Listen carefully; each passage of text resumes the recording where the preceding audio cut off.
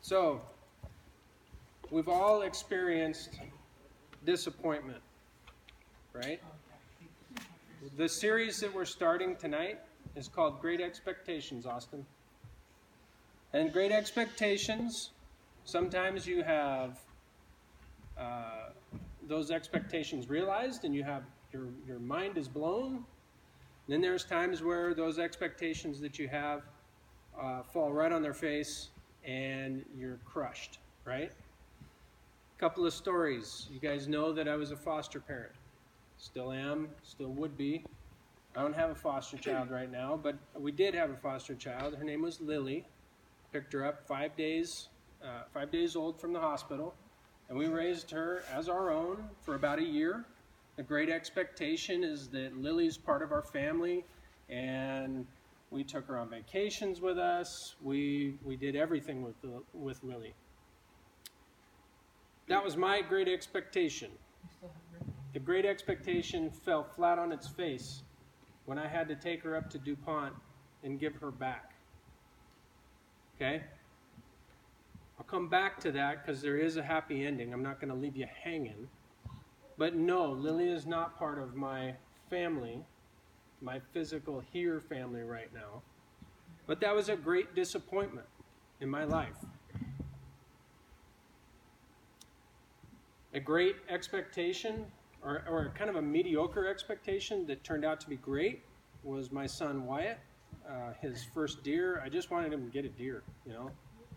He took the biggest buck that I've ever seen, and that was his first deer. Kind of blew my mind, blew me away. How big was it? It was a 5x5. So it was a big deer, very big. Biggest deer I've ever seen. So you've got great expectations that kind of flop. You've got mediocre expectations. Look, I just want a deer. And then your expectations are blown away. Who knows what the term unrealism is? I just made it up. It's not actually a term. Unrealistic expectations is kind of what we're fed day in and day out. Okay? It's a huge part of culture around us, this unrealism. The fact that culture, if you think about it, if you watch TV or you're on the interweb, apparently, if you use Axe body lotion, all the girls are somehow magnetized to you, and if you somehow use that certain kind of shampoo, girls, you automatically have luxurious, long, flowing hair like supermodels, right? So I used to be more athletic, and I went and bought P90X. Who knows what P90X is? It's a workout DVD series. You guys don't even know what DVDs are. I went and bought P90X, and P90X came, and I did. What's that? It was a huge fad. I tried it for 5 minutes, and I said, nope. Yeah, and I did it for all those 5 minutes. P90X, I did it. I did every workout. P90X2 came out. I bought it. I did the workouts. P90X3 came out. I bought it. I did the workouts. You know, I still don't look like Tony Horton. Yeah, you guys don't even know who it is, but the leaders know. And that's who I'm talking to right now, okay? Because I'm a little older than you. I don't know if you've noticed that. Okay? I could go on and on all day. We're supposed to look like a certain body type. We're supposed to have others checking us out constantly because we're so attractive. We always have all the money we could ever want. Who here watches HGTV? Come on, those house remodeling, you know, and you get those people that want to buy like 500 acres and then they want to renovate the junky old house. Yeah, and they put like $1.8 million into a dumpy little house. Where do they get all that money? Where do they get it? These are things that are unrealistic. Okay?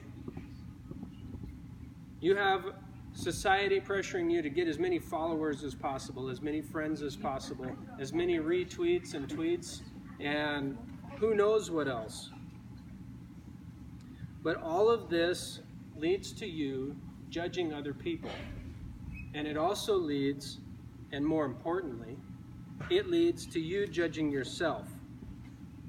Focusing on the world and what it's trying to sell you leads you to being unhappy, depressed. It leads you to wish that you could change your body, your hair, your this, your that. You wish you could change. And you start to conform, or you want to conform. So the definition, conforming. Where do we, so I had a video, and obviously the video and the audio is not working, but on my first, Austin, my first date was a girl named Melissa. And if anyone here has had a first date, I'm looking at the leaders because that's people that probably have had a first date. Your first date, you get to the door and you think you're going to be all smooth and everything else. Well, my date, her mom drove, and I was in the back seat of a station wagon that faced backwards. This was those old school station wagons. Who's seen a station wagon with the seat in the back and look out the back window? That super cool wood paneling? Super cool wood paneling. It's awesome, right? And I had to sit there with my buddy because we were double dating and her mom was driving. So the great expectation of the first date being the best thing ever, and it was kind of a flop. You know, we drove to the movies and we all sat together, but we were with my date's mom the entire time. Okay?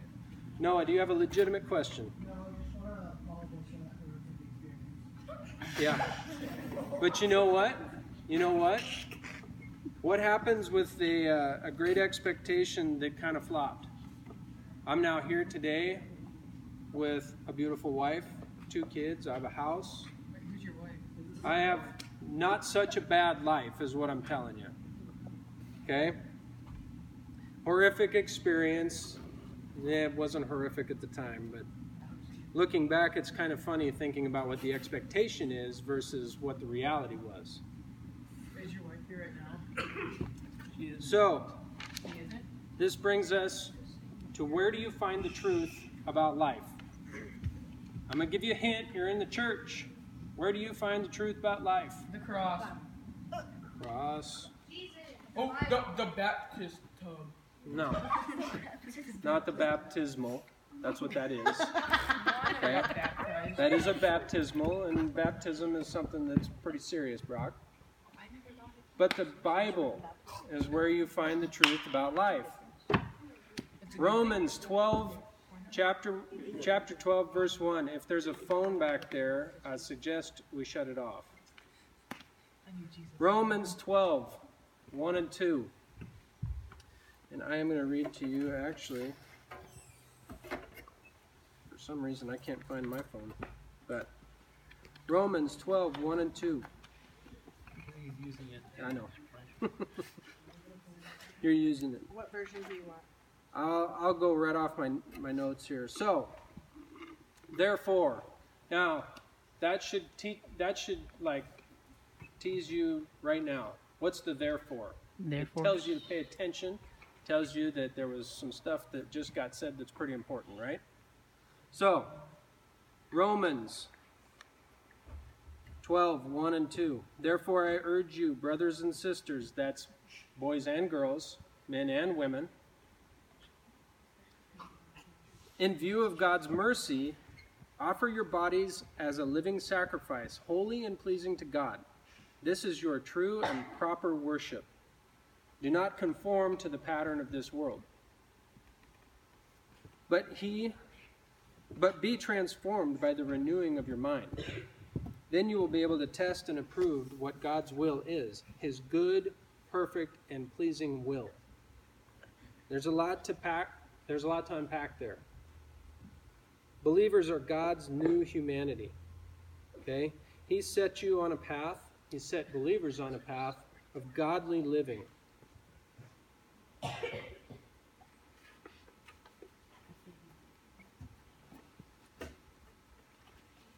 So what did it mean in Old Testament times to have a sacrifice? Who knows the story about sacrifice in the Old Testament? Go ahead. Didn't he take his son up to the hill? Who got taken up to the top of the hill? Isaac. Was it Isaac? Isaac Newton. No. Okay, so there's one. But what's a sacrifice in Old Testament times in terms of, do you sacrifice something that is old and kind of at the end of life? No. Do you sacrifice something that's pure, Yes. perfect? Yes. If you took a lamb or a goat or a ram, that would be the best of the flock that you would sacrifice to God, right? So when it says that you should live a sacrificial life, sin still just wants to control you and your body and your will. Okay?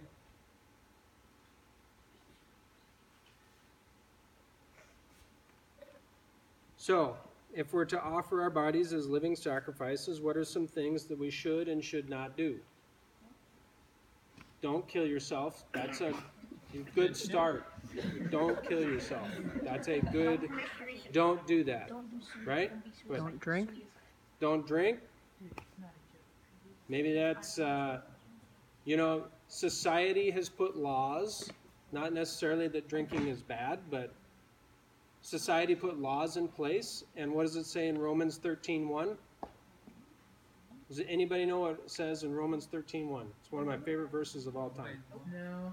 All authority on earth was put there by God himself. And if that's the case, then you listen to the laws of the land. Okay? So yes, some things you should not do. Kill yourself, drink alcohol. I mean, you're not 21, obviously, right? So don't do that. If we are to offer our bodies as holy and pleasing to God, we should treat them as the best, right? So I don't want you just leaving here with a list of do's and don't do's. I want nothing more for you than this. Now, as Paul urges us, this is the Apostle Paul in Romans. He's writing to the Romans, okay? He's writing down, he's telling them, look, if we want to have healthy expectations for our bodies, we need to understand God's perfect design for not only our bodies, but how we act with our bodies. Earlier I was telling people, stop touching each other, right? I said, don't touch each other. Keep your hands to yourself. Society has laws about that too. It's called assault third, and assault fourth, and assault second and first, and other crimes. But in this church, you don't need to be touching each other. At youth group, you don't need to be touching each other. Be blessed by God to use our bodies in good and pleasing ways. Okay? So that means we need to turn away from what the world is offering when it comes to our body image. Turn away from all that garbage. Turn off the TV. Put down the phone. Look in the mirror and know that you are God's child. Not only God's child, you are God's possession. Okay? If you need somebody to talk to about body image, about being touched, doing touching, if you have questions, find a trusted adult, find a pastor here at church, find your youth group leader, your small group leader, find somebody to talk to. But remember this, you are not your own, you are a child of the King of Kings. Okay?